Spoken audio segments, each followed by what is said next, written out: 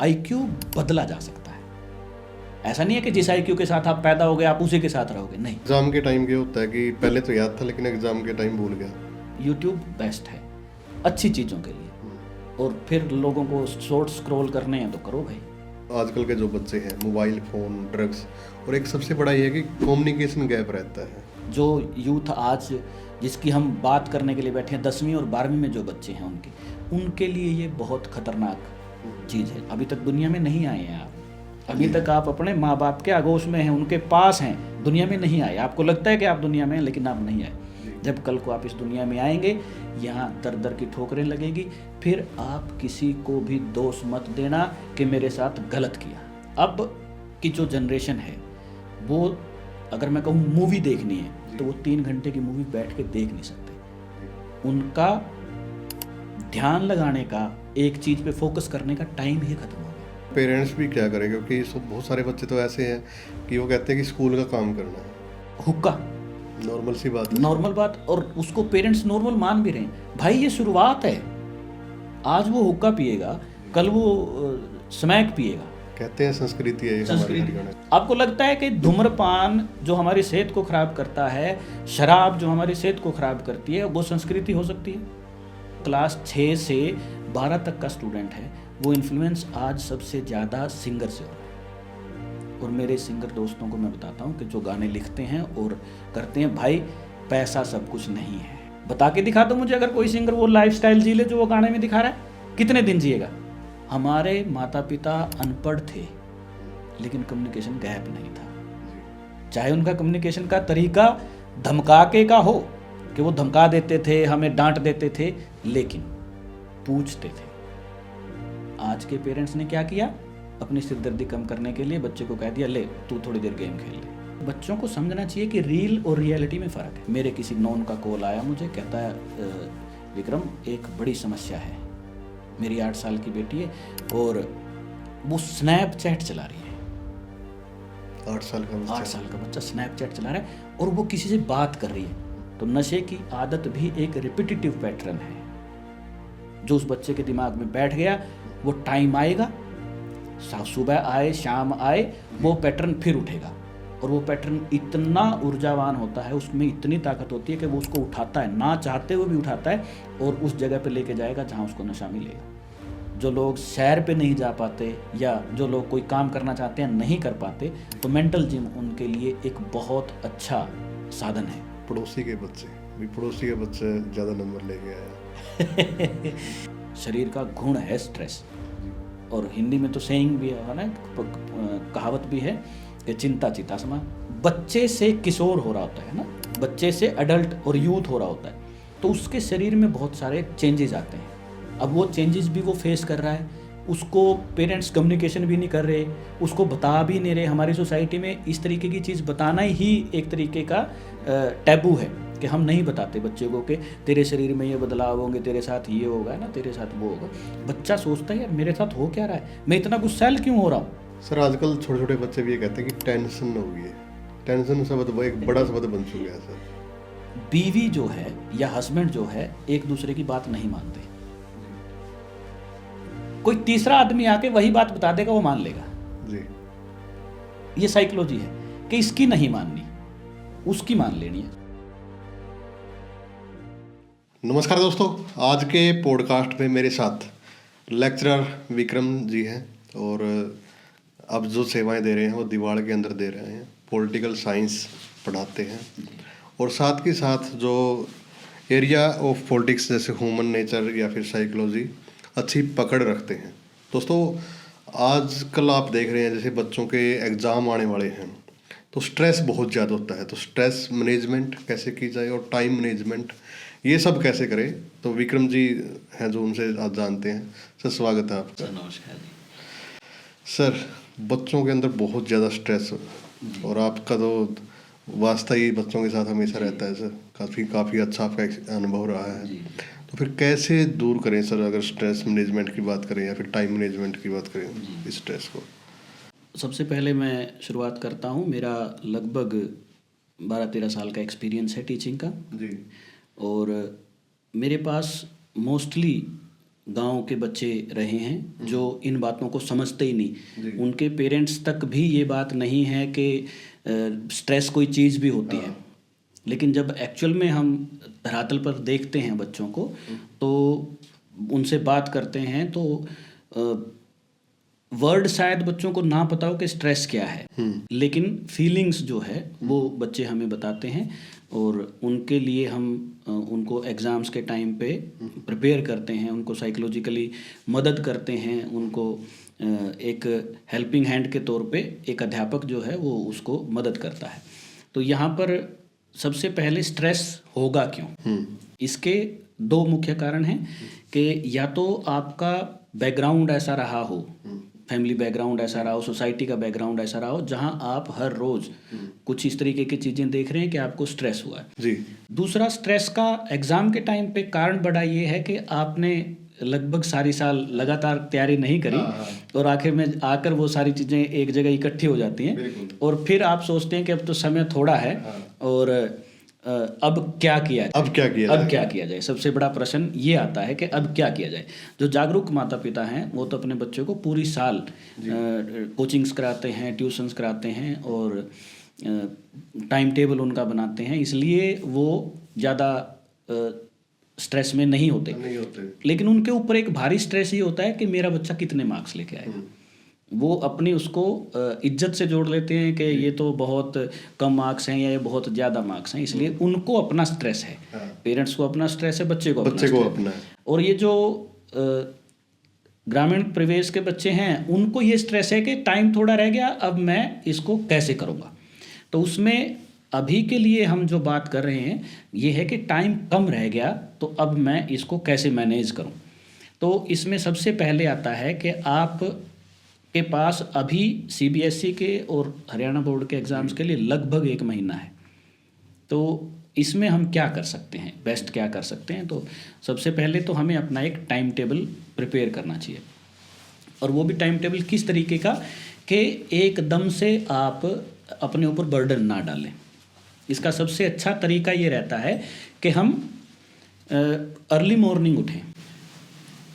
जैसे गांव में माँ बाप बच्चों को बोलते हैं, शहर में तो मुझे नहीं पता कि इतने सुबह कोई उठाता होगा, लेकिन गांव में ज़रूर आपने भी देखा है, हम उसी पृष्ठभूमि से हैं, तो हमने भी देखा है कि माँ बाप एग्ज़ाम्स के दिनों में 4 बजे अपने बच्चे को उठा देते हैं, जो जागरूक माँ बाप हैं। हम अपने टाइम पर 4 बजे उठ जाते थे जी। 4 से 7 बजे तक, 8 बजे तक आपके पास लगभग 3 से 4 घंटे हैं, और वो ऐसे घंटे हैं कि इसमें कोई आपको डिस्टर्ब करने वाला नहीं है, और इसमें आप ये नहीं कह सकते कि मेरे पास समय की कमी है जी। अब आप स्कूल चले जाएंगे या अभी स्कूल कम हो गए हैं, तो उसके बाद दिन में आप जो नॉर्मल स्कूल टाइम है उस स्कूल टाइम में आप काम करें। इवनिंग में आपके पास ट्यूशन्स हैं या आपके खुद के छोटे मोटे घर के काम हैं, आप वो करें। उसके बाद जब शाम की बात आती है तो 6 बजे अब दिन छिप जाता है। उसके बाद ठंड इतनी है कि आप बाहर नहीं रह सकते, तो आपको 6 बजे घर आना ही है। तो 6 बजे से लगभग 9 बजे तक, 9:30 बजे तक, 10 बजे तक, अगर हम 10 तक भी स्ट्रेच करें इसको, तो वो 4 घंटे वो हो जाते हैं। तो लगभग आपके पास स्कूल की टाइमिंग के अलावा 7 से 8 घंटे हैं। अब नॉर्मली मैं देखूं, अगर सीनियर क्लासेस की बात करूं, 10वीं क्लास की बात करूं, तो हमारे पास 7 सब्जेक्ट हैं, और सीनियर सेकेंडरी की बात करूं +2 क्लास की, तो वहाँ हमारे पास 5 सब्जेक्ट हैं, और घंटे आपके पास 7 से 8 हैं। अगर आप एक एक घंटा एक सब्जेक्ट को भी दे देंगे तो भी आपके पास देखो पूरा महीना इतना समय होगा कि आप अपना रिवीजन अच्छे से कर सकते हैं। एक और बात सर, जैसे सुबह अगर उठ के कोई भी चीज़ आप याद करते हैं तो वो जल्दी याद होती है। उसका एक कारण ये होता है कि हमारा जो दिमाग है वो दिन भर जाने अनजाने चीज़ों को देखता है। अब मैं दिन में चल रहा हूँ सड़क पे, तो मैं बहुत सारी चीज़ों को देखूंगा तो मैं उसको स्टोर भी करूँगा अपने दिमाग में।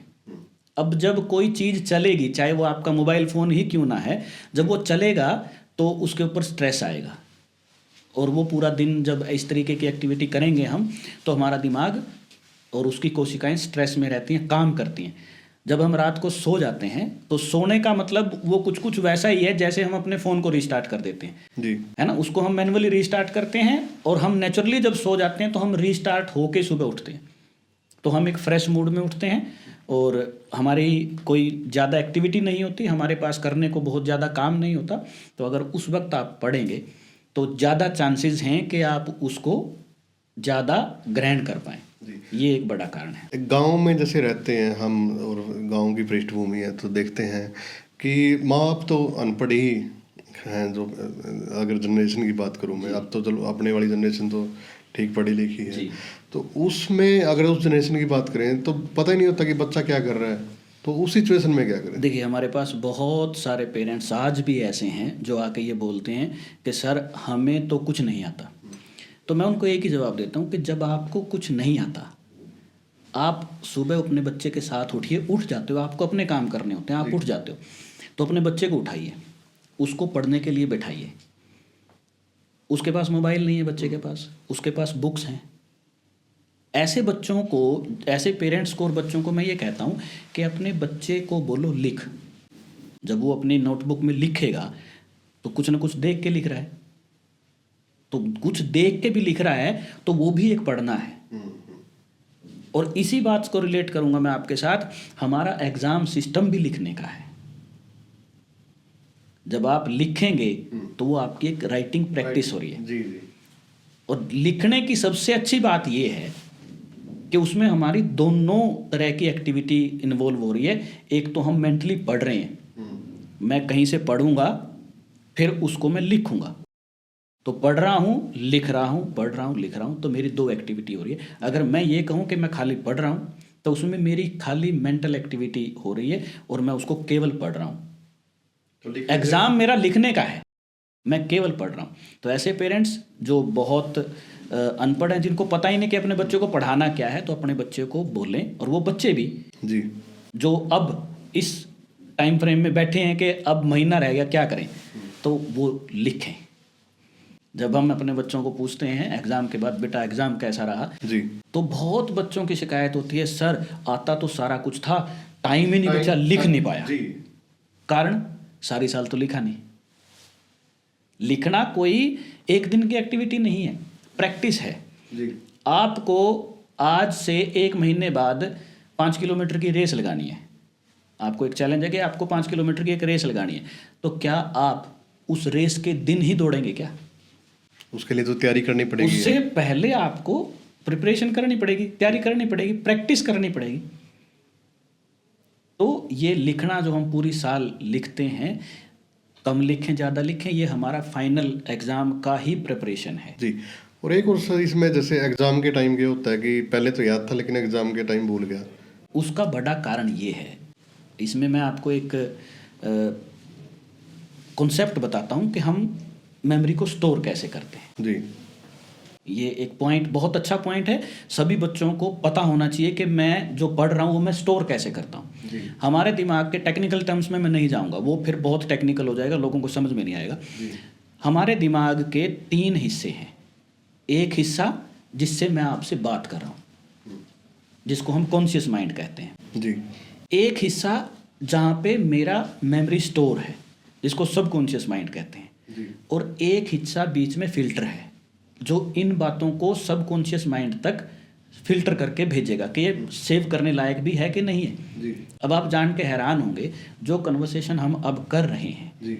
ये मेरे माइंड में केवल 90 मिनट रहेगी, केवल 90 मिनट। 90 मिनट के बाद अगर मेरा सबकॉन्शियस माइंड इसको स्टोर नहीं करेगा तो ये मेरे सिस्टम से साफ हो जाएगी।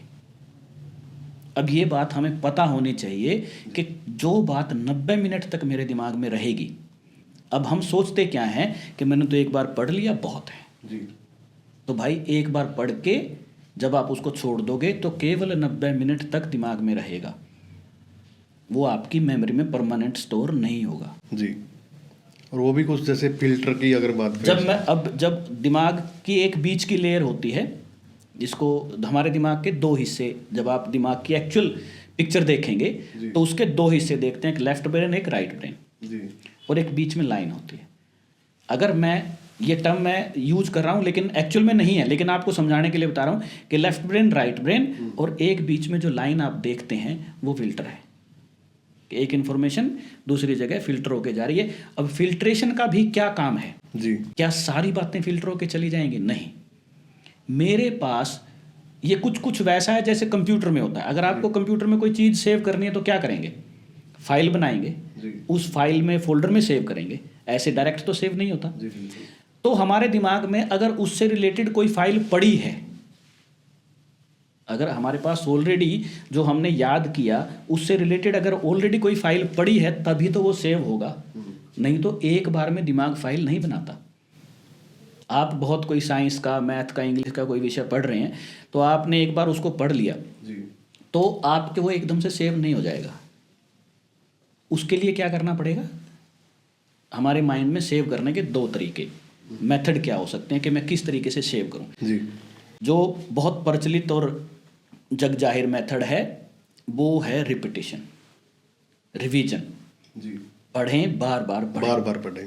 ये सबसे जग जाहिर मेथड है, चलता आ रहा है तब से, जब से हम पढ़ रहे हैं। जी। सब बोलते हैं कि बोल के पढ़ें। बोल के पढ़ने में हमें एक लाभ क्या हो जाता है कि हमारा दिमाग जो है वो डिस्ट्रैक्ट नहीं होता, हमारा दिमाग डिस्ट्रैक्ट नहीं होता, कहीं और नहीं जाता हम जब बोल के उसको पढ़ते हैं। लेकिन बोल के पढ़ना एक आदत खराब है, क्योंकि जब मैं बोल के किसी चीज़ को पढ़ूंगा, बोल के किसी चीज़ को याद करूंगा तो मेरी एनर्जी ज़्यादा वेस्ट होगी जी। और मैं लंबे समय तक उसको नहीं पढ़ पाऊंगा या बैठ नहीं पाऊंगा। मुझे कुछ ना कुछ एनर्जी को अप करने के लिए कुछ खाना पड़ेगा, कुछ लेना पड़ेगा। ठीक है, तो सबसे अच्छी प्रैक्टिस है मन ही मन पढ़ें, मन ही मन पढ़ें और उसको अब दिमाग आपका सेव करेगा जब उसको रिपीट करेंगे, रिवीजन करेंगे। एक एवरेज बच्चे में और एक टॉपर बच्चे में केवल रिवीजन का फ़र्क है मनदीप जी, केवल रिवीजन का। किसी से भी पूछ लेना, जो बच्चे ये कहते हैं कि हम 17-17 घंटे पढ़ते हैं, एक्चुअल में पढ़ते हैं बच्चे 17-17 घंटे एक्चुअल में पढ़ते हैं, तो क्या 17 घंटे वो नई चीज़ पढ़ते हैं? 17 घंटे नई चीज़ नहीं पढ़ते, वो रिपीट पे रहते हैं। अब इसका एक छोटा सा एग्जाम्पल मैं आपको देता हूँ। आपका कोई रिश्तेदार है जी। जो आपसे फ्रीक्वेंटली मिलता रहता है, तो उसकी शक्ल आपको याद रहेगी? बिल्कुल। ये किताब आपकी रिश्तेदार हैं जी। जब आप इनसे फ्रीक्वेंटली मिलते रहेंगे, बार बार मिलते रहेंगे तो आपको याद रहेगा। और कोई रिश्तेदार है जो 3 साल में एक बार आके मिलता है, उसकी शक्ल भूल जाते हैं। तो एक तरीका है रिवीजन का, रिपीटिशन का, रिवीजन का। ठीक है, एक ये बहुत आम तरीका है जो लोग अपनाते हैं। दूसरा तरीका इसमें यह है कि आप अपने दिमाग को इस तरीके से ट्रेन कर लें कि जो मैं पढ़ रहा हूँ वो मेरा सीधा सबकॉन्शियस माइंड में सेव हो जाए जी। वो आजकल पुराने समय से हमारे पास था, वो जिसको हम इंग्लिश में हिप्नोथेरेपी कहते हैं और हिंदी में सम्मोहन विद्या कहते हैं। हमारे बुजुर्गों के पास वो थी जी। मैं अभी अखबार पढ़ रहा था पिछले दिनों, तो एक टेनिस प्लेयर है राफेल नडाल जो रिटायर हुए हैं जी। तो उन्होंने कहा कि मैं एक्चुअल मैच खेलने से पहले अपने दिमाग में उस मैच को खेलता था। इस प्रक्रिया को कहते हैं विजुअलाइजेशन की प्रक्रिया। जी। वो आराम से बैठता था, आंख बंद करता था और अपना मैच जो, क्योंकि हमें पता होता है कि हमारा मैच किसके साथ है, तो वो जिसके साथ मैच खेलता था उसको मेंटली खेलता था। और मेंटली तो आपका अपना दिमाग, आपकी अपनी इमेजिनेशन है, आपकी अपनी विजुअलाइजेशन है, तो आप उसमें क्या करेंगे? हारेंगे तो नहीं ना, जीतेंगे। और वो कहता है कि इस तरीके से जब मैंने मेंटल एक्सरसाइज करी और विजुअलाइजेशन किया तो मैं कोई मैच नहीं हारा। और वो टेनिस में बुलंदियों पे है, क्रिकेटर ऐसा करते हैं, बॉक्सर्स ऐसा करते हैं, एथलीट्स ऐसा करते हैं। वेस्ट में तो इस विजुअलाइजेशन की प्रक्रिया का लोग मेडिकल साइंस में यूज़ कर रहे हैं। मेंटल हेल्थ में बहुत अच्छे रिजल्ट हैं इसके, एजुकेशन में बहुत अच्छे रिजल्ट हैं। आपके यूट्यूब पे आप एक देखना, एक कॉन्सेप्ट आता है mid brain activation. Mid brain activation English नाम है उसका। काम ये है कि आपको कुछ एक्सरसाइजेज, कुछ विजुअलाइजेशन के प्रोसेसेस ऐसे सिखाए जाते हैं कि आपका दिमाग चीज़ों को ग्रहण करने की क्षमता बढ़ जाती है। अगर कोई बच्चा कोई किताब, नॉर्मल बच्चा कोई किताब 10 दिन में ख़त्म करता है, और जिसने ये एक्सरसाइज की हो, मिड ब्रेन एक्टिवेशन की एक्सरसाइज की, वो 3 दिन में उस किताब को ख़त्म कर देगा। जी, 3 दिन में। एक बच्चा 10 दिन में कर रहा है, एक 3 दिन में कर रहा है। तो ये बहुत लंबा प्रोसेस तो है। फिर कैसे करें सर ये एक्सरसाइज का एक? ये एक्सरसाइज यूट्यूब पे भरी पड़ी है। यूट्यूब एक बहुत अच्छा साधन है। आप वहाँ से टेक्नोलॉजी के 2 रूप बताए, एक अच्छा और एक बुरा। जी। अगर आप उसको अच्छे से यूज़ करेंगे तो यूट्यूब बेस्ट है अच्छी चीज़ों के लिए। और फिर लोगों को शॉर्ट स्क्रॉल करने हैं तो करो भाई, वो उससे आपको मिलना कुछ नहीं। तो सम्मोहन विद्या और ये दोनों? हाँ, आप यूट्यूब पे भी देख सकते हैं। अगर फिर भी इसका स्ट्रेस मैनेजमेंट में बहुत अच्छा इसका यूज़ होता है। जी। हम उसमें ध्यान के प्रयोग, ये कुछ कुछ ध्यान जैसा है ना। हिप्नोथेरेपी, सम्मोहन विद्या, ये कुछ कुछ ध्यान जैसा है। ध्यान में हम क्या करते हैं, आंख बंद करके बैठ जाएंगे, कुछ भी नहीं करते। ध्यान की एक अच्छी बात क्या है कि ध्यान का काम ही क्रिएशन है। मैं एक लाइन बोलता हूँ हमेशा अपने बच्चों को भी और मेरे सर्कल में भी, imagination is the key of creation. Imagination is the key of creation. Imagine करो और क्रिएट करो। जैसे जैसे हम अपने अंदर इमेजिन करेंगे वैसे वैसे बाहर घटित होगा। हमारे हिंदू मैथोलॉजी में जी। आप हमारे सभी देवी देवताओं को ध्यान में बैठा हुआ पाते होंगे। जब हम उनकी फ़ोटो देखते हैं तो उनकी फ़ोटोज़ कुछ इस तरीके से बनाई गई हैं कि वो ध्यान में बैठे हैं, कोई और एक्टिविटी नहीं कर रहे हैं। जी। जब हम शिव जी को देखते हैं वो ध्यान में बैठे हैं, ब्रह्मा जी ध्यान में बैठे हैं, विष्णु जी ध्यान में बैठे हैं, हनुमान जी ध्यान में बैठे हैं, सब ध्यान में बैठे हैं। जी। तो ये अगर इतनी ही बुरी चीज़ होती तो वो कोई और एक्टिविटी कर रहे होते हैं। ये इमेज क्यों बनाई? ये सिंबॉलिक मीनिंग है इसका कि जब आप मेडिटेशन करते हैं, ध्यान करते हैं, तो आपकी मेमोरी बहुत बढ़ जाती है, ग्रहण शक्ति बहुत बढ़ जाती है, और आपकी क्रिएशन पावर, जिसको कहते हैं ना, हम बार बार हमारे टीचर जब हमें बताते थे कि थिंक क्रिएटिवली, रचनात्मक रूप से सोचो, क्रिएटिवली सोचो, तब समझ में नहीं आता था कि इसका मतलब क्या है। हो सकता है उनको भी ना पता हो इसका मतलब क्या है। अब समझ में आया कि इसका मतलब क्या है, कि हम क्रिएटिव कैसे हो सकते हैं। तो ध्यान के माध्यम से आप क्रिएटिव हो सकते हैं, उससे आपकी ग्रहण शक्ति बढ़ेगी, मेमोरी पावर बढ़ेगी। तो दूसरा तरीका ये है। और जिनके पास ये तरीका नहीं है या जिनको इसकी टेक्निक नहीं पता, तो उनके लिए एक सीधा सिंपल तरीका है, revision and revision and revision. जी। एक बड़ा सवाल ये भी है सर, आजकल के जो बच्चे हैं, मोबाइल फ़ोन, ड्रग्स, और एक सबसे बड़ा ये है कि कम्युनिकेशन गैप रहता है। मोबाइल फ़ोन बच्चों की समस्या के साथ साथ बड़ों की भी समस्या है। जी। आप किसी से पूछोगे तो अगर वो साफ दिल से आपको कह दे, यार मैं परेशान हूँ, मोबाइल बहुत देखता हूँ, मैं परेशान हूँ, तो बच्चों की भी ये बहुत समस्या, और यूथ की तो बहुत समस्या है। जो यूथ आज जिसकी हम बात करने के लिए बैठे हैं, 10वीं और 12वीं में जो बच्चे हैं उनके लिए ये बहुत खतरनाक चीज़ है, जब तक आप उस पर क्रिएटिव कुछ नहीं कर रहे। इसमें भी साइकोलॉजी है जी। मोबाइल फ़ोन जो है वो आपको सिर नहीं उठाने देगा। आप हमेशा सिर झुका के ही देखते हैं। जब आप इतनी देर सिर झुका के रहेंगे तो फिर बाहर भी सिर झुका के ही रहेंगे। आप सिर उठा के नहीं जी सकते। मोबाइल फ़ोन का यूज़ उतना ही करो कि जितना आपको ज़रूरत है, क्रिएटिव करने के लिए, क्रिएटिव तरीके से सोचने के लिए। या मैं बताता हूँ, यूट्यूब जो है वो वरदान साबित हो सकता है अगर आप उस पर स्किल सीखें। जी। आज मेरे पास अगर टीचर नहीं है किसी सब्जेक्ट का, या मेरे टीचर का मुझे कॉन्सेप्ट समझ में नहीं आ रहा, तो यूट्यूब पे भरा पड़ा है कंटेंट, आप वहाँ से सीखें, और लोग सीख रहे हैं। मैं पीछे किसी एक इंजीनियर की वीडियो देख रहा था। इंजीनियर तो क्या था, अनपढ़ था वो, तो वो बता रहा है कि मैंने कहाँ से सीखा है बनाना। वो कहता है मैंने यूट्यूब से सीखा। हाँ, बहुत सारे उदाहरण हैं सर, बहुत सारे उदाहरण हैं। तो हम क्यों यूट्यूब पे गाने देख रहे हैं, शॉर्ट्स देख रहे हैं, और चीज़ें देख रहे हैं? भाई आप पढ़ने के लिए इस उम्र का प्रयोग करो तो आप पढ़ो।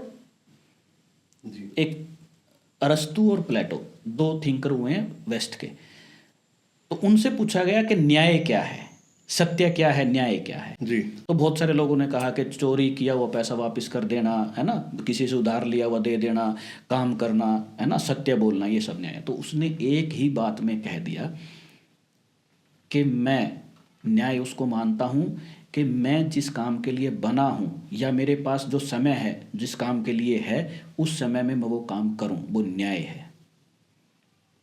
अगर आपकी उम्र पढ़ने की है तो आप उस उम्र में पढ़ें, उस उम्र में स्किल्स गेन करें। अगर आप वो नहीं कर रहे तो आप अपने साथ अन्याय कर रहे हैं। कल को जब आप इस दुनिया में आएंगे, अभी तक दुनिया में नहीं आए हैं आप, अभी तक आप अपने माँ बाप के आगोश में हैं, उनके पास हैं, दुनिया में नहीं आए। आपको लगता है कि आप दुनिया में हैं लेकिन आप नहीं आए। जब कल को आप इस दुनिया में आएंगे, यहाँ दर दर की ठोकरें लगेगी, फिर आप किसी को भी दोष मत देना कि मेरे साथ गलत किया। अगर आप उस टाइम पर अपने साथ ठीक कर लेते तो आज आप ये मत समझते कि मेरे साथ गलत हुआ है। ये समय पढ़ाई का है, स्किल गेन करने का है, तो हमें वो करना चाहिए जी। मौका है, 2 महीने पढ़े भी हैं, Yes, तो अभी समय है। आपके पास 1 महीना तो पूरा है और एग्जाम्स के बीच में भी समय होता है, तो उसमें भी आप उसको कर सकते हैं। जो मोबाइल में पहले लॉन्ग वीडियो आती थी, लेकिन अभी 2-3 साल से जब से इंस्टाग्राम आया, यूट्यूब ने वो इंट्रोड्यूस कर दिया है शॉर्ट्स। जी। शॉर्ट्स आपकी मेमोरी के लिए, आपकी सोच के लिए सबसे खतरनाक है। कारण क्या है, अब की जो जनरेशन है वो, अगर मैं कहूँ मूवी देखनी है तो वो 3 घंटे की मूवी बैठ के देख नहीं सकते। उनका ध्यान लगाने का, एक चीज़ पे फोकस करने का टाइम ही खत्म हो गया। वो शॉर्ट्स देखते हैं 30 सेकंड की, 20 सेकंड की आदत पड़ गई। अब पढ़ने के लिए क्या चाहिए आपको? एक लंबा समय चाहिए, एक लंबा ध्यान लगाना चाहिए, एक लंबी एकाग्रता चाहिए जो नहीं आ रही। तो मोबाइल फ़ोन हमें जितना हो सके, रिक्वेस्ट करता हूँ मैं पेरेंट्स से भी और बच्चों से भी हाथ जोड़ के रिक्वेस्ट करता हूँ कि इससे दूर हो जाएं इस 2 महीने। लेकिन सर पेरेंट्स भी क्या करें, क्योंकि बहुत सारे बच्चे तो ऐसे हैं कि वो कहते हैं कि स्कूल का काम करना है। आप के पास मोबाइल खुद के पास भी है, आप उसके टीचर से डायरेक्ट फ़ोन करें। कोई भी अध्यापक ऐसा नहीं है जो आपका फ़ोन नहीं उठाएगा। आप उससे डायरेक्ट फ़ोन करें और उससे पूछें क्या आपने बच्चे को मोबाइल में कुछ देखने के लिए कहा है जी। और यकीन करें, आज इस दौर में, इन दिनों में, एग्ज़ाम्स के टाइम पे हम किसी को भी नहीं कहते कि आप मोबाइल से कुछ काम करें या आप टैब पे कुछ काम करें, नहीं कहते। अभी क्या है, पूरी साल हमने समझाया, हमने समझा, हमने पढ़ा, हमने लिखा। अब समय किस चीज़ का है? सेल्फ स्टडी का। अब उस समझे हुए को जब मैंने ग्रहण किया, मैंने पचाया, अब उसको मैं रिकॉल करके देखता हूँ, क्या मैं रिकॉल कर पाता हूँ? तो उस टाइम पूरी साल जो हमने किया, वो पूरी साल का हमें मेथड नहीं अपनाना है। अभी हमें क्विक मेथड चाहिए, शॉर्ट है ना, तो छोटा मुझे चाहिए जिसमें मैं ज़्यादा कर सकूं। तो इसके लिए हम क्या कर सकते हैं, एक मेरी अपनी रेमेडी है जो मैं अपने बच्चों को बताता हूँ। मेरे सब्जेक्ट में 100 मार्क्स रेयरली आते हैं। दीवाल की एक बच्ची थी और बड़े साधारण परिवार से, माँ बाप अनपढ़ थे। वजह क्या है सर? उसके 100 मार्क्स आए।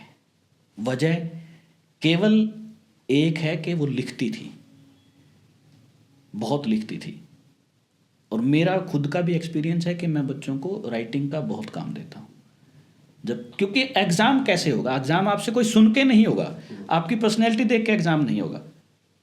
एग्ज़ाम लिखने का है, इस बात को अंडरलाइन कर लें, एग्ज़ाम लिखने का है। आप लिख के आएंगे तो कुछ पाएंगे। आपको याद बहुत है, लिखना नहीं आता जी। तो लिखना, पहला लिखने का काम। अब उसके लिए आप क्या कर सकते हैं, इन क्लासेस में एक आंसर राइटिंग का जो स्किल है वो नॉर्मली लोगों के पास नहीं होता। तो हमें आंसर्स जो हैं वो पॉइंट्स में लिखने चाहिए, point 1, point 2, point 3। Math, science, इनकी मैं बात मान लो, वो अलग सब्जेक्ट हैं, उनके अपने अलग तरीके हैं जो नॉर्मली जो बच्चों के सब्जेक्ट हैं। तो पॉइंट्स में आपको आंसर लिखने चाहिए और पॉइंट्स में आंसर्स जल्दी याद भी होते हैं, हेडिंग्स में आंसर जल्दी याद भी होते हैं। जब आप किसी सब्जेक्ट की हेडिंग बना लेते हैं तो हेडिंग में आंसर याद भी होते हैं।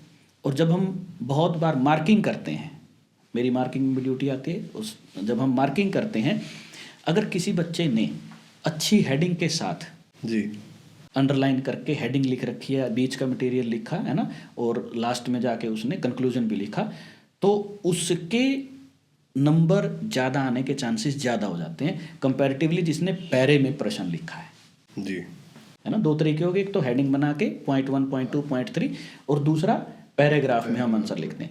तो पैराग्राफ में आंसर लिखना, मैं उसको गलत नहीं कह रहा, ठीक है, लेकिन अट्रैक्टिव कौन सा है, इन्फॉर्मेटिव कौन सा है।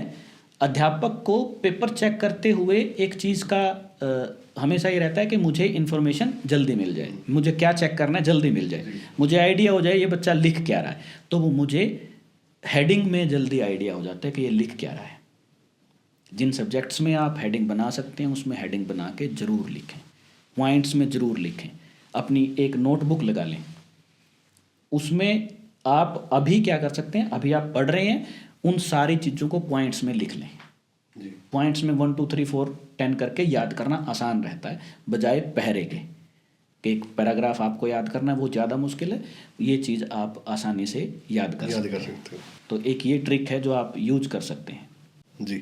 नशे का एक सबसे बड़ा गांव में भी अब तो फैल चुका है, तो आप क्या मानते हैं जो बच्चे हैं नशे के प्रकोप से बचे नहीं हैं, तो फिर कैसे? मैं इस बारे में बड़ा चिंतित हूँ, खासकर गांव के परिवेश में। शहर में उतना नहीं है, शहर में पेरेंट्स कॉन्शियस भी हैं जी, बच्चे को अपनी आंखों से ज़्यादा दूर नहीं जाने देते, कॉन्शियस हैं, लेकिन गांव में मैं बड़ा चिंतित हूँ। आपने देखा भी होगा, और ये ट्रेंड भी है आज का, पता नहीं क्यों किसने इसको शुरू किया, भगवान उसको सद्बुद्धि दे। तो हुक्का नॉर्मल सी बात है, नॉर्मल बात, और उसको पेरेंट्स नॉर्मल मान भी रहे हैं। भाई ये शुरुआत है, आज वो हुक्का पिएगा, कल वो स्मैक पिएगा। कहते हैं संस्कृति है ये, संस्कृति हमारी नहीं थी ये। आपको लगता है कि धूम्रपान जो हमारी सेहत को खराब करता है, शराब जो हमारी सेहत को खराब करती है, वो संस्कृति हो सकती है? सोशल मीडिया ने इसको बहुत हाइक किया है, गानों ने इसको बहुत हाइक किया जी। मैं यहाँ रिक्वेस्ट करता हूँ, आज का यूथ जो स्कूलिंग कर रहा है, कॉलेज कर रहा है, कॉलेज में तो फिर भी फर्क पड़ जाता है, बच्चा उतना इन्फ्लुएंस नहीं होता, लेकिन जो क्लास 6 से 12 तक का स्टूडेंट है, वो इन्फ्लुएंस आज सबसे ज़्यादा सिंगर से हो रहा है। और मेरे सिंगर दोस्तों को मैं बताता हूँ कि जो गाने लिखते हैं और करते हैं, भाई पैसा सब कुछ नहीं है जी। कोई एक, आपको ये समझना चाहिए कि आप उस बच्चे को परोस क्या रहे हैं, उसका आप तो पैसा कमा के बैठ जाएंगे जी। उस बच्चे पे क्या असर है जो इस कल्चर को डेवलप कर रहे हैं, गन कल्चर को भी डेवलप करते हैं, प्रमोट करते हैं, सॉरी, बदमाशी के गाने चलते हैं। हाँ, बदमाशी के गाने चलते हैं, और जिसमें आप गाड़ी में शराब दिखा रहे हैं, है ना, हुक्के दिखा रहे हैं, बीड़ी सिगरेट दिखा रहे हैं, और वो लेविश लाइफ जो आप बच्चों को दिखा रहे हैं, बच्चा क्या सोचता है कि कल मैं भी ऐसा हूँ। क्या वो कल ऐसा हो जाएगा? अगर ऐसा हो भी गया, क्या वो सिंगर खुद ऐसा है? नहीं है सर। बता के दिखा दो मुझे, अगर कोई सिंगर वो लाइफस्टाइल जी ले जो वो गाने में दिखा रहा है, कितने दिन जिएगा? जल्दी फेल हो जाएगा। जी। तो आप दूसरे के बच्चे को फेल करने पे तुले हुए हैं, उनको इस बारे में समझना चाहिए, और बच्चों को समझना चाहिए कि रील और रियलिटी में फ़र्क है। फर्क जो हम देख रहे हैं यूट्यूब पे और इन चीज़ों पे, उसमें और रियलिटी में बहुत फ़र्क है। जी। तीसरा इसमें एक बच्चे के साथ ये आता है कि बच्चे को इमोशन कंट्रोल नहीं पता। रिसेंटली कोरोना के बाद ज़्यादा आप ये ने देखा कि बहुत सारे इंसिडेंट्स ऐसे हो रहे हैं कि स्टूडेंट ने टीचर को मार दिया। हाँ। और एक दो वाकया तो हरियाणा में हुआ, मैं सरप्राइज होता हूँ। यमुनानगर में वाकया हुआ था कि स्कूल प्रिंसिपल को गोली मार दी। हाँ, पीछे हुआ था सर। ये शायद यमुनानगर का ही था, अगर मैं गलत नहीं हूँ तो ऐसा क्यों कि बच्चा अपने इमोशन को नहीं समझ पा रहा? इमोशनल ब्रेक डाउन क्यों हो रहा है? क्योंकि हमारा पेरेंट्स का बच्चों के साथ कम्युनिकेशन गैप है। हम अपने बच्चे को नहीं समझ पाते। जी। हमारे माता पिता अनपढ़ थे, लेकिन कम्युनिकेशन गैप नहीं था। जी। चाहे उनका कम्युनिकेशन का तरीका धमकाके का हो कि वो धमका देते थे, हमें डांट देते थे, लेकिन पूछते थे। आज के पेरेंट्स ने क्या किया? अपनी सिरदर्दी कम करने के लिए बच्चे को कह दिया, ले तू थोड़ी देर गेम खेल ले, मोबाइल पे गेम खेल। जी, अगर रो रहा है तो बच्चा रो रहा है तो 1 मिनट में मैं सरप्राइज होता हूँ, 8-8 9-9 महीने के बच्चों के आगे फ़ोन रखे हैं। जी, ये उसकी उम्र नहीं है। 1 से 1.5 साल के बच्चे के आगे फ़ोन रखा है। मैं आपसे बैक स्टेज एक बात डिस्कस कर रहा था, वो मैं आप यहाँ बताना भी चाहूँगा। मेरे किसी नॉन का कॉल आया मुझे, कहता है विक्रम एक बड़ी समस्या है, मेरी 8 साल की बेटी है और वो स्नैपचैट चला रही है। 8 साल का बच्चा 8 साल का बच्चा स्नैपचैट चला रहा है और वो किसी से बात कर रही है स्नैपचैट पे।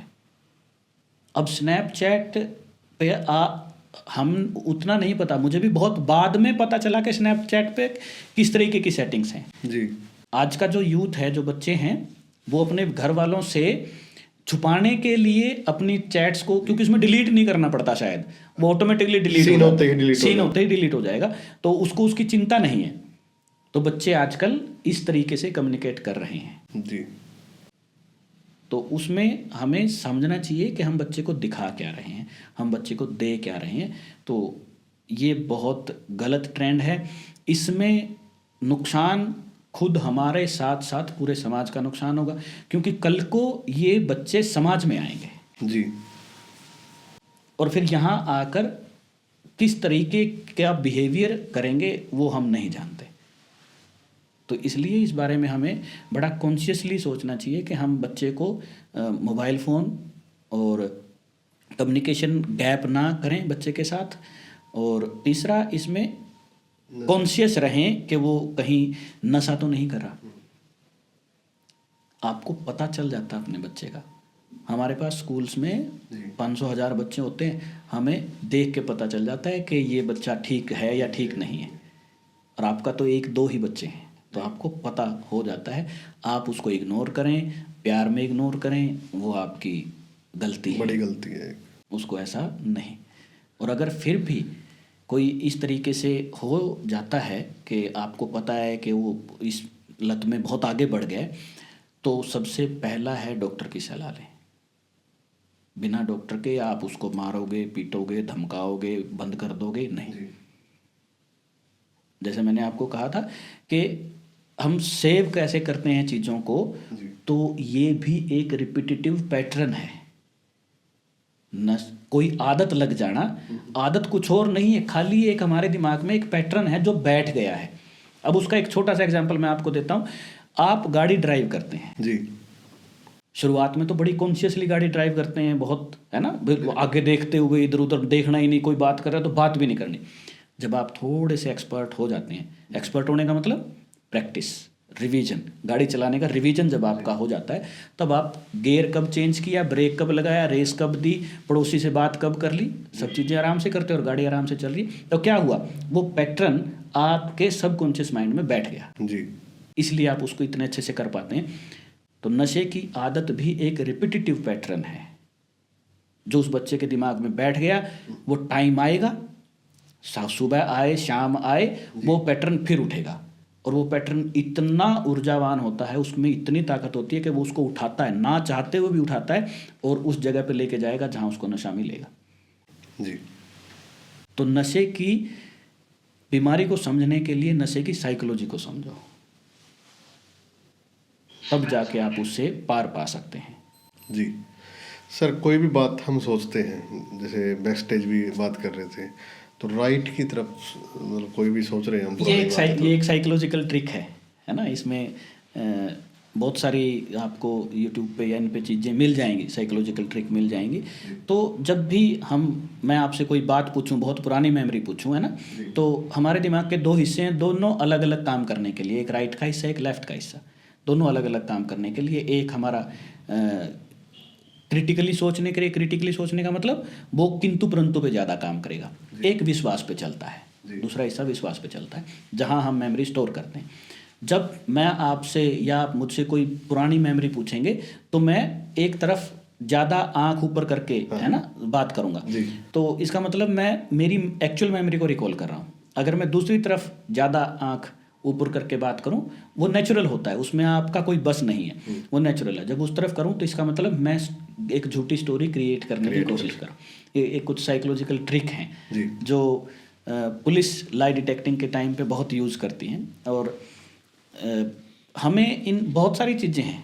ये आप सोचोगे भी मैं कहीं, अब मैं जॉब कर रहा हूँ, मैं कहीं क्लास लगाने नहीं गया, तो ये चीज़ें मैंने सीखी कहाँ से जी।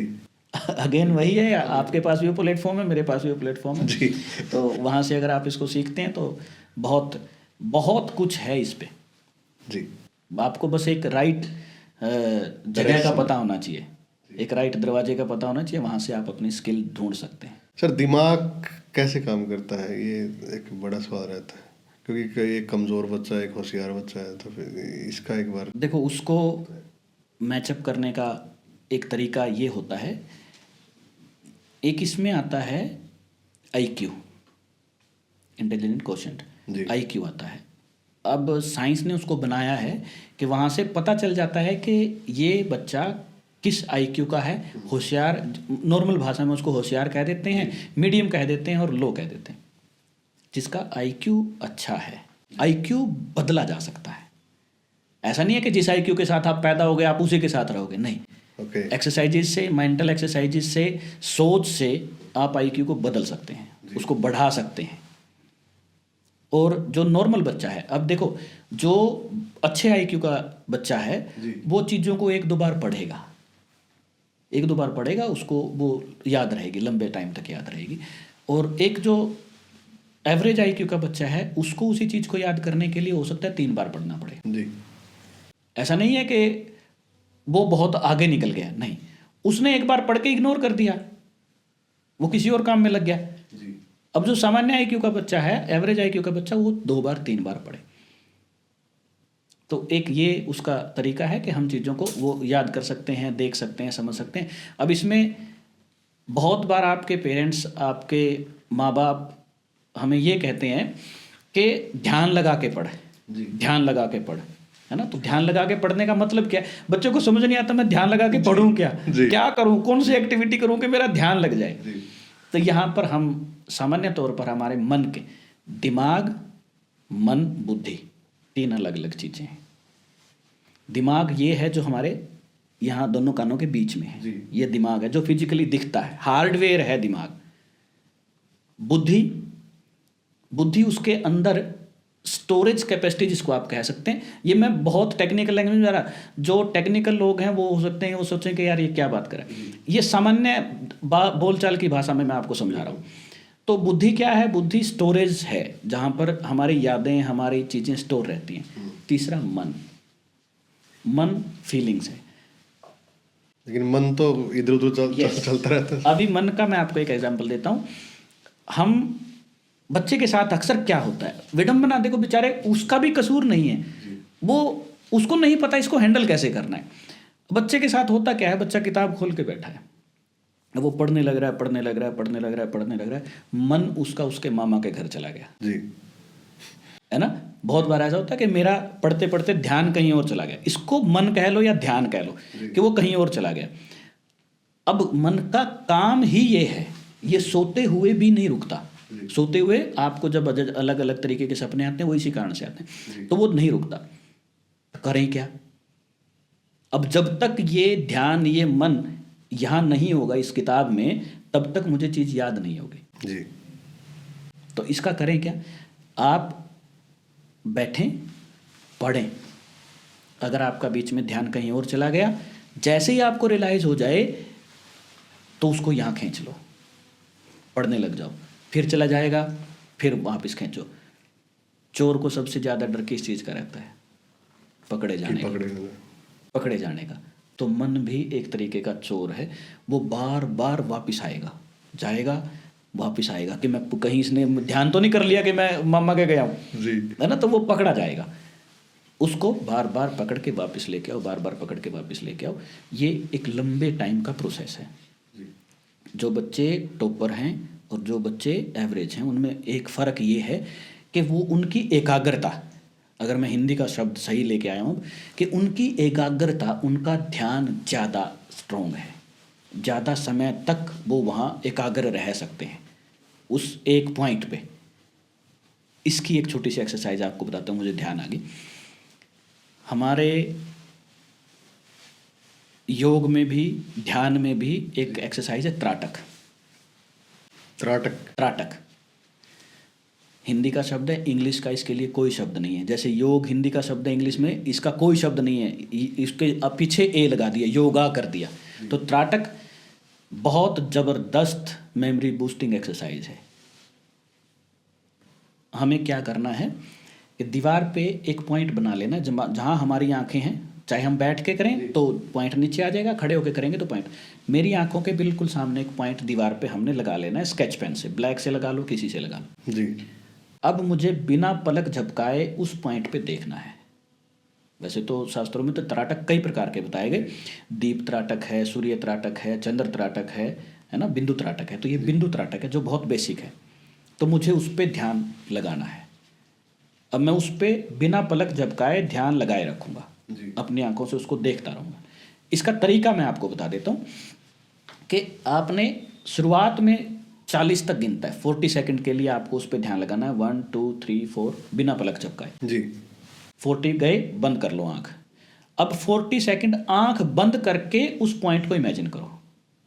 अब वो पॉइंट क्या होगा, 6-7 सेकंड बाद आएगा, 1-2 सेकंड रुकेगा, फिर चला जाएगा, फिर 6-7 सेकंड बाद आएगा, ऐसा आपके साथ होगा।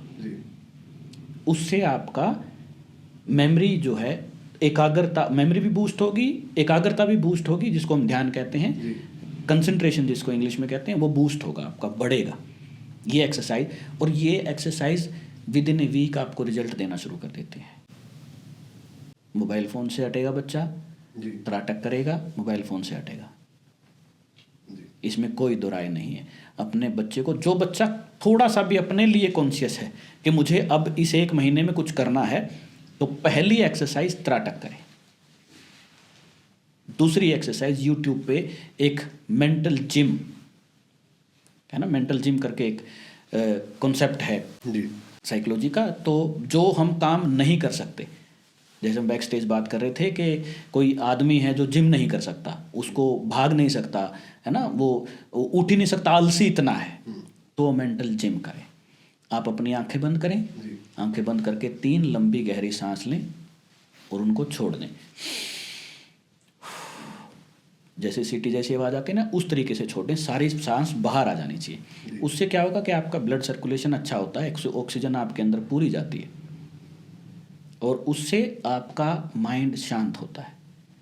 इस तरीके से अगर आप करेंगे तो हमारा माइंड काम होगा। 3 गहरी लंबी सांस आपने लेनी है। उसके बाद आपने 100 से उल्टी गिनती शुरू करनी है। 100, 99, धीरे धीरे 98, 97, 96, 95। तो जब आपके लिए उल्टी गिनती, जल्दी नहीं करनी, धीरे धीरे सेकंड से भी धीरे। जब आपके लिए उल्टी गिनती गिनना मुश्किल होता जाएगा, आप 80 तक आएंगे, 70 तक आएंगे, मुश्किल होता जाएगा। जल्दी करोगे तो कर ही दोगे, उल्टी गिनती गिनना मुश्किल हो जाएगा। आप कोई बीच में से वर्ड मिस कर जाएंगे, काउंटिंग मिस कर जाएंगे, तो समझ लेना आपका काम हो गया।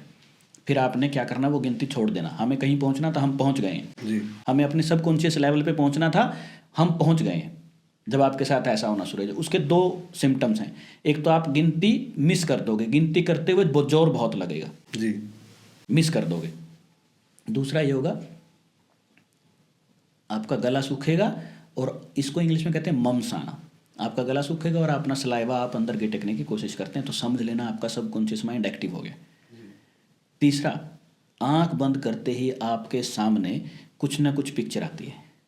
जब वो पिक्चर क्लियर हो जाए तो समझ लेना कॉन्शियस माइंड साइड में चला गया, सबकॉन्शियस माइंड एक्टिव हो गया। सबकॉन्शियस माइंड के पास आपके ज़िंदगी के सब रहस्य हैं, आपकी सारी मेमोरी है, आपकी सारा डाटाबेस उसके पास है। अगर आपने कोई बात सबकॉन्शियस माइंड तक पहुंचाती, तो आप जीवन भर क्या, जो लोग ये बिलीव करते हैं कि जीवन के बाद भी जीवन होता है, पुनर्जन्म होता है, तो आप कभी भी नहीं भूलेंगे अगर सबकॉन्शियस माइंड के पास वो बात पहुंच गई तो जब आप सबकॉन्शियस माइंड को एक्टिव कर लेते हैं इस मेथड से, या यूट्यूब पे बहुत है, आसान सा तरीका है, वो फ्री का साधन है, वहाँ बहुत ऐसे चीज़ें पड़ी हैं। तो वहाँ से जब आप अपने सबकॉन्शियस माइंड को एक्टिव कर लेते हैं और फिर आप उसको कोई काम देते हैं, जैसे मैंने कहा मेंटल जिम, तो अगर कोई जिम नहीं कर पाता, उसको जिम इसलिए कहा क्योंकि बहुत सारे लोग सुबह उठ के सैर नहीं कर पाते, आलसी होते हैं जी। तो वो मेंटल जिम से शुरुआत करें, इमेजिनेशन से शुरुआत करें, विजुअलाइजेशन से शुरुआत करें कि मैं सुबह उठ रहा हूँ, 5 बजे का मैंने अलार्म लगाया, मैं 5 बजे उठ गया और 5 बजे उठते ही उसके बाद मैं इमेजिन ही तो करना है, उसके बाद मैं सैर पे जा रहा हूँ, इमेजिन करें। और जैसा मैंने पहले कहा था, imagination is the key of creation. तो वो इमेजिनेशन जब आप कर लेंगे तो फिर धीरे धीरे करके इमेजिनेशन से वो क्रिएशन में भी आना शुरू हो जाता है। तो जो बच्चे सुबह उठ नहीं पाते, पढ़ नहीं पाते, जो लोग सैर पे नहीं जा पाते, या जो लोग कोई काम करना चाहते हैं नहीं कर पाते, तो मेंटल जिम उनके लिए एक बहुत अच्छा साधन है, उसको आप कर सकते हैं। जी, एक लास्ट क्वेश्चन है सर, पड़ोसी के बच्चे, भी पड़ोसी के बच्चे ज़्यादा नंबर लेके आया ये एक सामान्य ह्यूमन नेचर है जी कि मेरा कम है और पड़ोसी का बच्चा ज़्यादा नंबर ले आया। तो इंडिया में एक छोटा सा उसको मैं कहूँगा कि ये अच्छी प्रैक्टिस नहीं है जी केवल बच्चे को नंबरों के आधार पर जज करना जी कि वो बच्चा ज़्यादा नंबर ले आया तो वो होशियार है और वो कम नंबर लेके आया तो वो होशियार नहीं है। जी तो ऐसा हमें बिल्कुल नहीं करना चाहिए। हर बच्चा अलग है। अब यहाँ से आप एक चीज़ सोच सकते हैं, सबके अंदर क्वालिटी अलग है। मेरी माँ ने हम 2 बेटों को पैदा किया जी तो हम दोनों अलग हैं। उसकी कैपेसिटी अलग है, मेरी कैपेसिटी अलग है, मेरी क्वालिटीज़ अलग हैं, उसकी क्वालिटीज़ अलग हैं। जी आपके ही बच्चे हैं, दोनों बच्चों की अलग अलग क्वालिटीज़ होंगी। तो एक को डॉक्टर बना देना और दूसरा अगर आर्ट्स ले, ये कहना कि यार तू ठीक नहीं कर रहा, तेरा एक भाई डॉक्टर है, तेरी एक बहन डॉक्टर है और तू आर्ट्स ले रहा है, तो ऐसा कंपैरिजन हमें नहीं करना चाहिए कि वो अच्छा है और वो बुरा है। हो सकता है आर्ट्स में भी अच्छा करे, वो हो सकता है कॉमर्स में अच्छा करे। जी तो कंपैरिजन, वो तो पड़ोसी का बच्चा है, कंपैरिजन तो माँ बाप अपने बच्चों में भी करते हैं। बिल्कुल, कंपैरिजन अपने बच्चों में ये भी करते हैं। समझनी चाहिए हर माँ बाप को। तो बच्चे को कभी भी कंपेयर मत करें। जब आप बच्चे को कंपेयर करेंगे तो बच्चा स्ट्रेस में आता है। जी और स्ट्रेस जो है, वो डॉक्टर भी बहुत बार बोलते हैं ना कि स्ट्रेस जो है वो गुण है, शरीर का गुण है स्ट्रेस। जी और हिंदी में तो सेइंग भी है ना, कहावत भी है कि चिंता चिता समान। इंग्लिश में स्ट्रेस है, हिंदी में चिंता है, तो चिंता चिता समान। तो चिंता हमें नहीं करनी चाहिए, स्ट्रेस हमें नहीं करना चाहिए। तो कंपैरिजन तो बिल्कुल भी मत करें। अपने बच्चे को मोटिवेट करें। मोटिवेशन की फैक्टर है। जब आप अपने बच्चे को मोटिवेट करेंगे, उसको उदाहरण दें, उसको बताएं कि ये लोग थे इन्होंने ऐसा किया, ये लोग थे इन्होंने ऐसा किया, तो बच्चा मोटिवेट होता है। हम अपनी क्लासेस में बच्चों को मोटिवेट करते हैं एग्ज़ाम्स के लिए, अगले ही दिन हमें इम्प्रूवमेंट मिलती है। हालांकि वो बात अलग है कि वो मोटिवेशन 1-2 दिन रहता है, फिर हमें वो डोज देनी पड़ती है, फिर वो डोज बढ़ानी पड़ती है, तो लेकिन रहता है और उसका असर हमें दिखता है। अब एक सामान्य ह्यूमन नेचर है, कौन फेल होना चाहता है? क्या कोई फेल होना चाहता है? कोई भी नहीं। सब चाहते हैं कि मैं बेस्ट हूँ, लेकिन परिस्थितिवश वो कोई चीज़ ऐसी हो जाती है कि वो स्ट्रेस ले जाता है। स्ट्रेस में आप प्रोडक्टिविटी नहीं लेके आ सकते। जी सर, हमारे टाइम में क्या था सर, डंडा प्रथा थी, तो अब नहीं है। इसका कुछ इफेक्ट रहा सर पहले में और अब में, क्या फर्क है? इसका बहुत इम्पैक्ट है। जो डंडा प्रथा थी, जो हम बच्चों को डांटते थे, फटकारते थे या मारते थे, वो कोई अच्छी प्रैक्टिस नहीं थी। वो उससे बच्चा स्कूल से भागता था। जी आपने देखा भी होगा, आजकल तो जब छुट्टियां खत्म होती हैं तो वो यूट्यूब पे और इंस्टाग्राम पे वो रील्स चलती हैं कि बच्चे को पकड़ के ले जाए, मैं स्कूल नहीं जाऊंगा ना। तो जब वो डंडा प्रथा थी, हमारे साथ तो रियल में हुआ है। हम भी उसी दिन से, हमारे साथ भी वो कई बार ऐसे होते हैं। तो वो जो डंडा प्रथा थी, उससे बच्चा स्कूल से दूर जाएगा, वो डर आएगा उसमें। और मैं आज सरप्राइज होता हूँ जब हमारे बच्चों को, हम मौसम ख़राब है तो कई बार मैं मेरी बेटी को कह देता हूँ बेटा आज स्कूल नहीं जाना, और वो कहती है नहीं मैं तो स्कूल जाऊँगी ही जाऊँगी। जी। तो बच्चा, जब वो प्रथा बंद होगी तो अब बच्चे का स्कूल से लगाव है, वो बच्चा स्कूल जाता है, अच्छी बात है, और ये नहीं होनी चाहिए। इसमें एक स्टेप और आगे किया जा सकता है। क्या सर? आप स्कूल्स में कुछ तो नेचुरल काउंसलर होते हैं टीचर, तो स्कूल में कुछ ऐसे काउंसलर आप रख सकते हैं जो इस तरीके के बच्चों को बता सकें कि हमें अपने साइकोलॉजिकल चैलेंजेस को या अपने फिजिकल चैलेंजेस को कैसे पार पाना है, कैसे उनको हमें समाप्त करना है, उनके साथ कैसे डील करना है। बच्चे के साथ समस्या इस उम्र में ये होती है सर कि बच्चे से किशोर हो रहा होता है ना, बच्चे से अडल्ट और यूथ हो रहा होता है, तो उसके शरीर में बहुत सारे चेंजेस आते हैं। अब वो चेंजेस भी वो फेस कर रहा है, उसको पेरेंट्स कम्युनिकेशन भी नहीं कर रहे, उसको बता भी नहीं रहे। हमारी सोसाइटी में इस तरीके की चीज़ बताना ही एक तरीके का टैबू है कि हम नहीं बताते बच्चे को कि तेरे शरीर में ये बदलाव होंगे, तेरे साथ ये होगा ना, तेरे साथ वो होगा। बच्चा सोचता है यार मेरे साथ हो क्या रहा है, मैं इतना गुस्सैल क्यों हो रहा हूँ, जी, है ना, मूंछ दाढ़ी आने लगती हैं और ये सारी चीज़ें उसके साथ चेंजेस होते हैं। अब वो बच्चे से किशोर होता है और माँ बाप उधर से उसको कहते हैं कि बड़ा हो गया तू ऐसे हरकत क्यों करता है। अब उसको लगता है मैं तो बच्चा ही हूँ, मैं बड़ा कैसे हो गया जी। लेकिन हमने उसको बताया नहीं कि तुम इस तरीके से बड़े हो गए और इस बड़े होने से तुम्हें इस तरीके से डील करना है, हमने नहीं बताया। इसी को कम्युनिकेशन गैप कहते हैं, जिस कारण से बच्चा बहुत बार बगावती बातों पर उधर आता है, बगावत करता है। पेरेंट्स फिर उसको कहते हैं कि पता नहीं किसकी गलत संगत में ये पड़ गया है। आपकी ही संगत थी, किसी दूसरे की संगत नहीं थी। अगर आप इसके साथ बगावती नहीं होते तो ये भी नहीं। सही है कि सर बच्चे को प्यार से समझाएं, बच्चे को प्यार से डील करें। बच्चे की देखो, मैं बहुत बार सोचता हूँ कि इस धरती पर आदमी ही एक ऐसा प्राणी है जो बोल के बताता है ना। क्या आदमी किसी दूसरे की लैंग्वेज समझ सकता है? क्या आप चिड़िया की लैंग्वेज समझ सकते हो? नहीं, आप समझ नहीं सकते। जानवरों की लैंग्वेज हम नहीं समझ सकते। तो जो फीलिंग्स हैं जी, वो ट्रू लैंग्वेज है। फील करना सबसे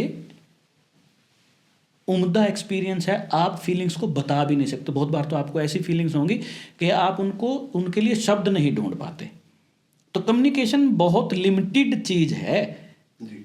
अब बताने को अगर मैं आपको बताऊंगा तो जो चीज़ें मैं आपको बता रहा हूँ मेरे अंदर बहुत फीलिंग्स हैं और मैं इनको बहुत तरीके से बता सकता, लेकिन मेरे पास शब्द नहीं है। तो बोलना, भाषा वो बहुत लिमिटेड है। तो ट्रू लैंग्वेज क्या है? फीलिंग्स। और फीलिंग्स में टेकिंग केयर करना अपने बच्चे की, प्यार, वो सबसे ट्रू फीलिंग है। तो अपने बच्चे को प्यार से समझाएं, डिफरेंट एग्जाम्पल से समझाएं। आपको नहीं समझाना आ रहा, आजकल ऑनलाइन काउंसलर्स अवेलेबल हैं, आपको किसी दूसरे शहर में नहीं जाना, जी। ऑनलाइन काउंसलर अवेलेबल हैं। हमारे जैसे लोग बैठे हैं, आप हमें कॉल कर सकते हैं, आप उन काउंसलर्स को कॉल कर सकते हैं और उनके पास वो एक्सपर्ट हैं इस मामले के, जी। वो आपके बच्चे को अच्छे से समझा देंगे।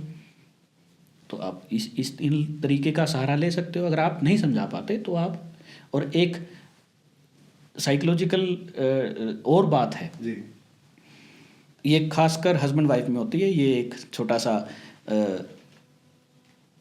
हंसने वाली एक मैं आपको पॉइंट बता देता हूँ।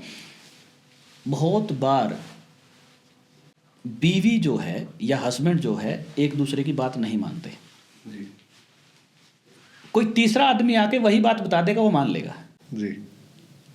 ये साइकोलॉजी है कि इसकी नहीं माननी, उसकी मान लेनी है, बात वही सेम है, बात सेम है ना। तो ये एक साइकोलॉजी है कि बहुत बार पेरेंट्स अपने बच्चे को बात बताते हैं, वो नहीं मानते। जी। और कोई दूसरा मेरे जैसा आदमी सेम बात अगर उसको बता देगा, उसको फिट बैठ जाएगी। ये ह्यूमन साइकोलॉजी है। जिनके साथ हम हर रोज़ रहते हैं वो हमें ऐसा लगता है ये तो यूजलेस से आदमी हैं या ये बच्चा यूजलेस है, हम अंडरस्टूड ले जाते हैं बात को, ये समझ जाएगा। नहीं, जब तक आप नहीं दर्शाओगे अपनी फीलिंग्स को, किन्हीं भी माध्यम से नहीं बताओगे, तो तब तक वो नहीं समझ में आएगा। सर आजकल छोटे छोटे बच्चे भी ये कहते हैं कि टेंशन हो गई है। टेंशन शब्द वो एक बड़ा शब्द बन चुका है सर। बड़ा नहीं, ये बहुत छोटा शब्द बना दिया है ना। बड़ा तो तब होता है जब इसका असली मीनिंग वो लोग समझते। जी। तो बहुत छोटे बच्चे आजकल बोलते हैं मैं तो स्ट्रेस में हूँ, मुझे तो टेंशन हो गई है ना। और फिर उसके बाद वो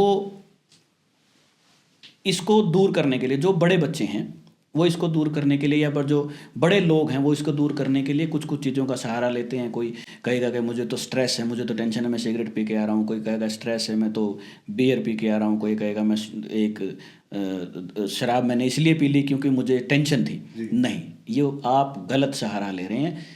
उन चीज़ों से टेंशन बढ़ेगी जी।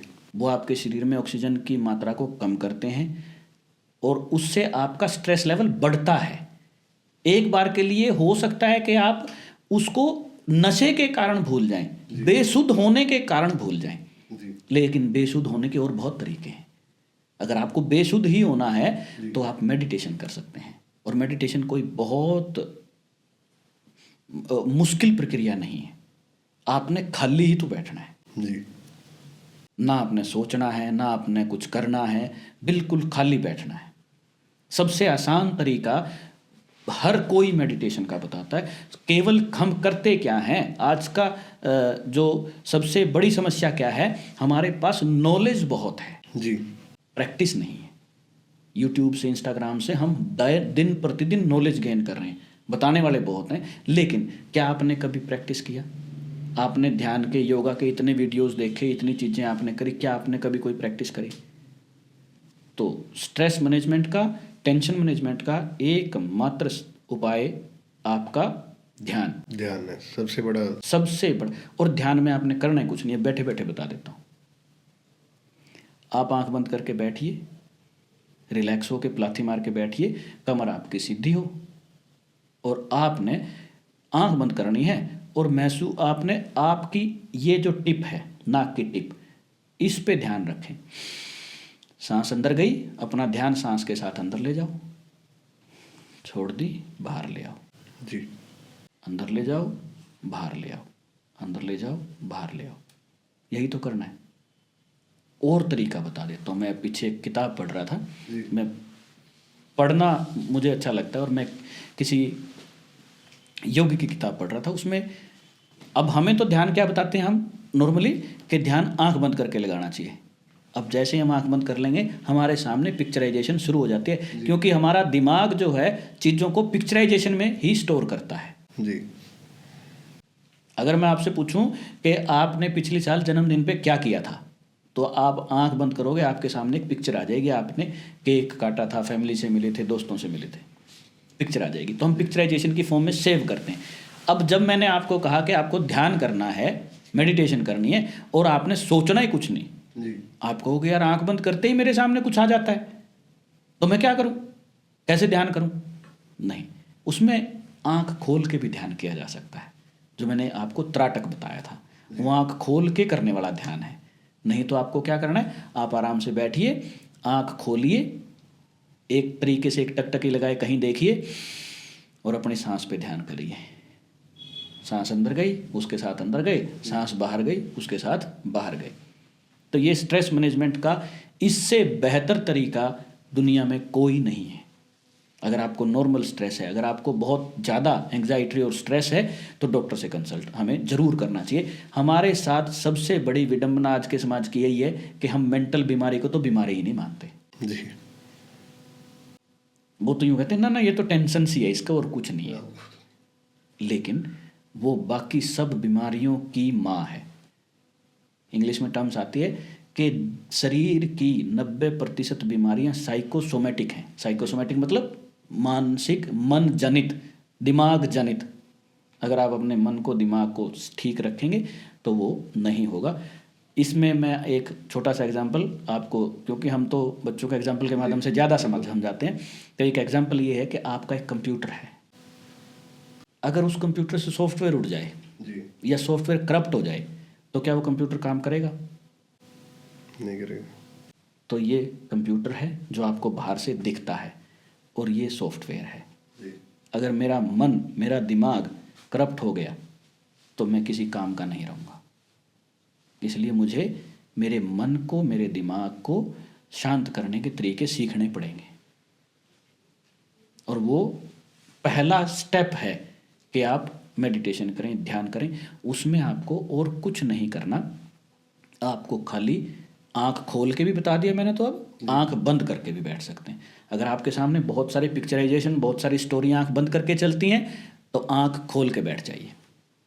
जब आप आंख खोल के बैठ जाओगे तो वो पिक्चराइजेशन बंद हो जाएगी। और इसमें छोड़ क्यों देते हैं लोग ना, अगला स्टेप आता है कि मैंने किया यार 4-5 दिन, मजा नहीं आया और छोड़ दिया।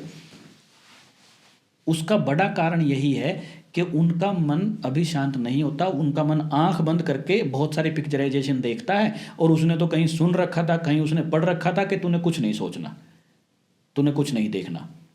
वो फिर यूं सोचता है मेरे से तो हो ही नहीं रहा, छोड़, ये मेरे बस की बात नहीं है। आप आंख खोल के मेडिटेशन कर सकते हैं। वो भी आपसे नहीं हो रहा, त्राटक करो जी। दिन में 5 बार, 4 बार, 2 बार, 3 बार, 1 बार, जब भी आपको टाइम लगे आप त्राटक करो। उससे बेस्ट कुछ नहीं है। आपकी मेमोरी भी बूस्ट होगी, दिमाग आपका तेज होगा, आंखों की रोशनी बढ़ेगी। अगर किन्हीं बच्चों को चश्मे हैं, आंखों की रोशनी बढ़ेगी, ध्यान लगेगा, एक जगह पर बैठने के लिए एकाग्रता बढ़ेगी त्राटक से। तो त्राटक सबको करना चाहिए, चाहे वो बूढ़ा है, बुजुर्ग है, कोई भी है। क्योंकि दिमाग की एक्टिविटी कह लो उसको, तो वो बहुत ज़्यादा है सभी में। हम सोचते बहुत हैं, जैसे ही सुबह उठे स्टार्ट हो जाएंगे सोचना। रात को सोते हैं तब जाके हम थोड़ा सा शांत होते हैं। और बहुत सारे लोगों को तो नींद भी नहीं आती, वो भी एक भारी समस्या है उनके लिए। उनको फिर सहारा लेना पड़ता है किन्हीं चीज़ों का। जो कहा कि मुझे नींद नहीं आ रही, मैं सिगरेट पी के आ रहा हूँ, मुझे नींद नहीं आ रही तो मैं शराब पी लेता हूँ, मुझे नींद नहीं आ रही तो मैं नींद की गोली खा लेता हूँ। क्यों? क्योंकि उसने दिमाग शांत करने का तरीका नहीं अपनाया। तो ये आप कर सकते हैं। जी, बातचीत करने के लिए धन्यवाद सर। Thank you sir. और बच्चों के एग्ज़ाम बहुत नज़दीक हैं, तो सभी से यही संदेश है कि इस वीडियो को आप लोग अपने दोस्तों से भी भेजें, कमेंट करें और चैनल को सपोर्ट करें। सब्सक्राइब करके आप सपोर्ट कर सकते हैं। वीडियो को ज़्यादा से ज़्यादा शेयर करें। धन्यवाद।